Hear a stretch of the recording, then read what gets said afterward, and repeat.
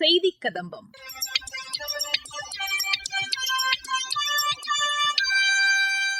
இன்றைய செய்தி கதம்பத்தில் நாட்டின் போக்குவரத்து தேவையை பூர்த்தி செய்யும் சத்தீஸ்கர் மாநிலத்தின் பிலாய் உருக்காலை குறித்து எமது செய்தியாளர் வழங்கும் தகவல்கள், ரயில் விபத்து ஏற்பட்டால் மீட்பு நடவடிக்கையை மேற்கொள்வது குறித்த ஒத்திகை நிகழ்ச்சி திருச்சியில் நடைபெற்றது குறித்து எமது செய்தியாளர் வழங்கும் செய்தி தொகுப்பு மற்றும் மத்திய அரசின் சமூக வலைதள பதிவுகள் உள்ளிட்டவை இடம்பெறுகின்றன.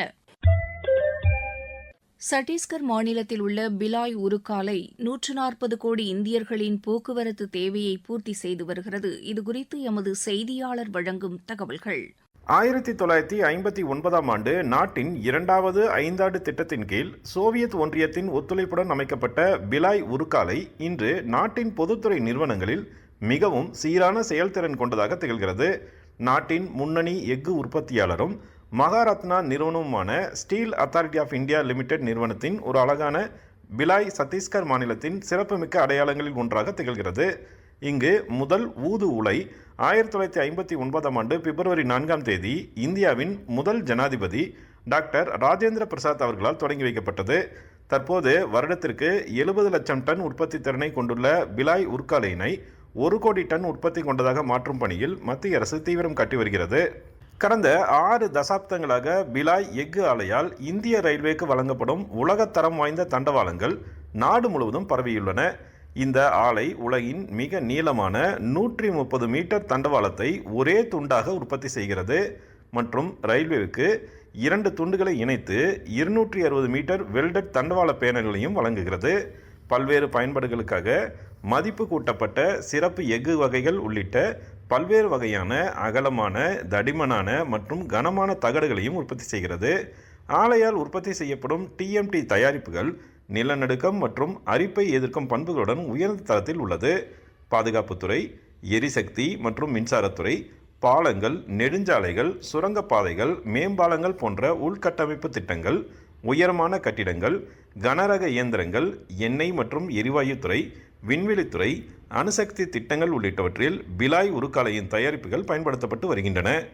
தரம் மற்றும் சிறப்பிற்காக பெயர் பெற்ற இந்த ஆலை 1992-93இல் விருது நிறுவப்பட்டதிலிருந்து நாட்டின் சிறந்த ஒருங்கிணைந்த எஃகு ஆலைக்கான மதிப்புமிக்க பிரதமரின் கோப்பையை 11 முறை பெற்ற ஒரே எஃகு ஆலை என்ற பெருமையை பெற்றுள்ளது.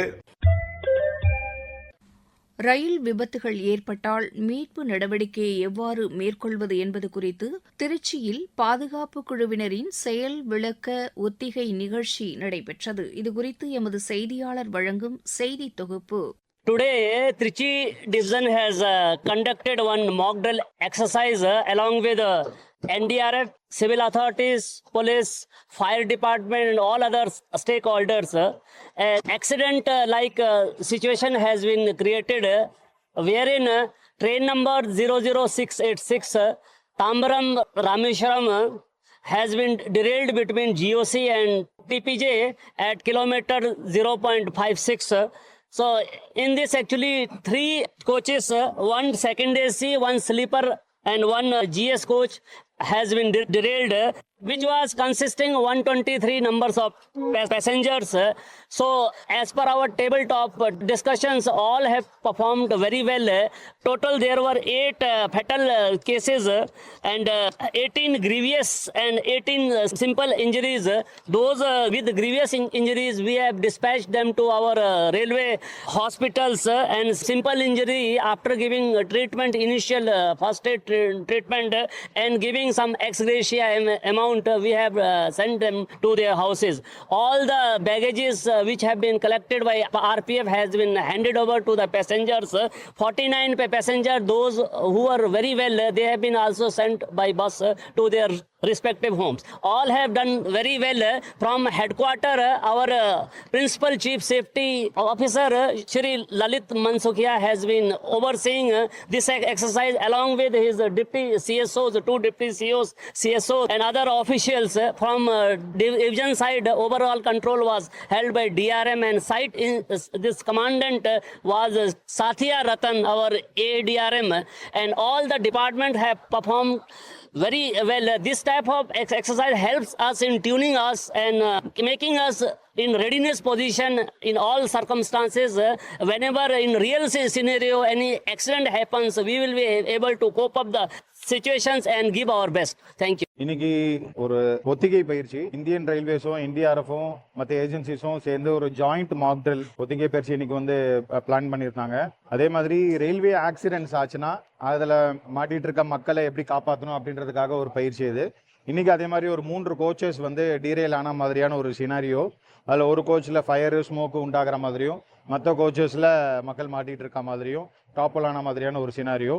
தமிழ்நாடு ஃபயர் சர்வீசஸ் ஃபயர் அணைச்சிட்டு அவங்க அந்த கோச்சஸ் வந்து ஹேண்டில் பண்ணியிருந்தாங்க. அதுக்கப்புறம் மற்ற கோச்சஸில் இந்தியன் ரயில்வேஸோட ஏஆர்டி டீமும் அதுக்கப்புறம் என்டிஆர்எஃப்பும் வந்து ஒர்க் பண்ணியிருந்தாங்க.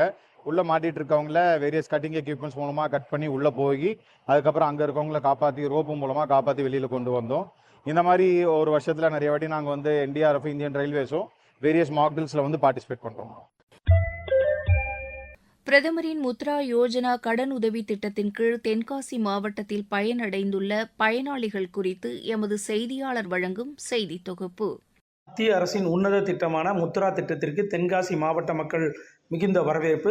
மத்திய அரசு நாட்டு மக்களுக்கு பல்வேறு நலத்திட்ட உதவிகளையும் பல்வேறு திட்டங்களை அறிவித்து செயலாற்றி வருகிறது. குறிப்பாக மத்திய அரசு நடுத்தர மற்றும் சிறு குறு தொழிலாளர்களின் வருமானத்தை உயர்த்தவும் புதிய வேலைவாய்ப்புகளை உருவாக்கவும் முத்ரா திட்டத்தின் கீழ் தொழில் முனைவோர்களுக்கு மானியத்துடன் கடன் உதவிகள் வழங்கப்பட்டு வருகின்றன. இதனால் தொழில் முனைவோர்கள் அதிக அளவில் பயன்படுத்தி வாழ்க்கை தரம் உயரும் வகையில் இந்த திட்டம் செயல்படுத்தப்பட்டு வருகிறது. அந்த வகையில் தென்காசி மாவட்டத்தில் முத்ரா திட்டத்தின் மூலம் கடன் உதவி பெற்று சிறு கடைகள் நடத்தி வந்து தற்போது பெரிய அளவில் விரிவாக நடத்தி வருவதாகவும் இந்த திட்டத்திற்கு நிதி உதவி அளித்த மத்திய அரசுக்கும் பாரத பிரதமருக்கும் நன்றியையும் தெரிவித்தனர். பாரத பிரதமர் மோடி ஐயா முத்ரா திட்டத்தின் கீழ் எனக்கு முத்ரா லோன் கடன் திட்டம் வந்து நல்லபடியாக அது கிடச்சிது. அதை பயன்படுத்தி நான் வேலை இல்லாத இளைஞராக இருந்தனால எனக்கு அந்த திட்டத்தின் மூலமா என்னுடைய வாழ்வு வந்து நல்லபடியாக மாறி இருக்கு. இதுக்கு வந்து நான் பாரத பிரதமர் மோடி ஐயா அவர்களுக்கு நெஞ்சார்ந்த நன்றினை தெரிவித்துக் கொள்ளணும். இந்த திட்டத்தை எல்லாரும் தெரியாதவங்க தெரிஞ்சு இந்த திட்டத்தை பயன்படுத்தி கொள்ளுமாறு மிகவும் பணிவுடன் கேட்டுக்கொள்கிறேன்.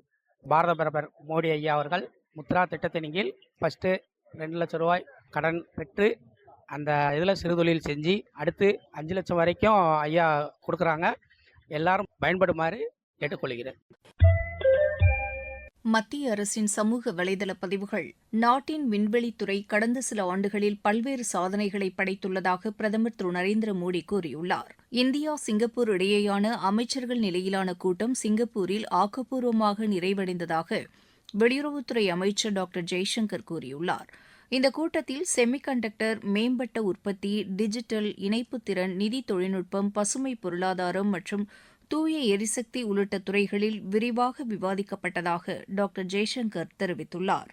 பிரதமரின் ஸ்ரீ திட்டத்தின் கீழ் மாணவர்களுக்கு சிறந்த கற்றல் வாய்ப்புகளையும் வசதிகளையும் வழங்கும் வகையில் நாட்டில் 13,092 பள்ளிகள் தேர்ந்தெடுக்கப்பட்டுள்ளதாக மத்திய கல்வி அமைச்சகம் தெரிவித்துள்ளது.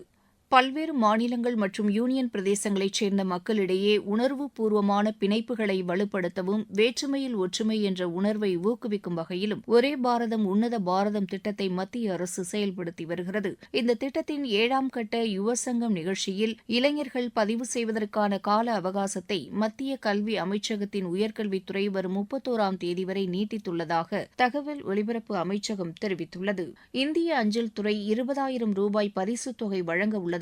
அதற்காக சுய விவரங்களை அனுப்ப வேண்டும் என்று இணையதளங்களில் பகிரப்படும் செய்தி முற்றிலும் போலியானது என்றும் இதுபோன்ற எந்தவொரு அறிவிப்பையும் அஞ்சல் துறை வெளியிடவில்லை என்றும் மத்திய அரசு கூறியுள்ளது. இதுபோன்று வரும் எந்தவொரு இணைப்பையும் ஓபன் செய்ய வேண்டாம் என்றும் வங்கி, நிதி உள்ளிட்ட சுய விவரங்களை எவருடனும் பகிர வேண்டாம் என்றும் மக்கள் விழிப்புடன் இருக்குமாறும் மத்திய அரசு அறிவுறுத்தியுள்ளது.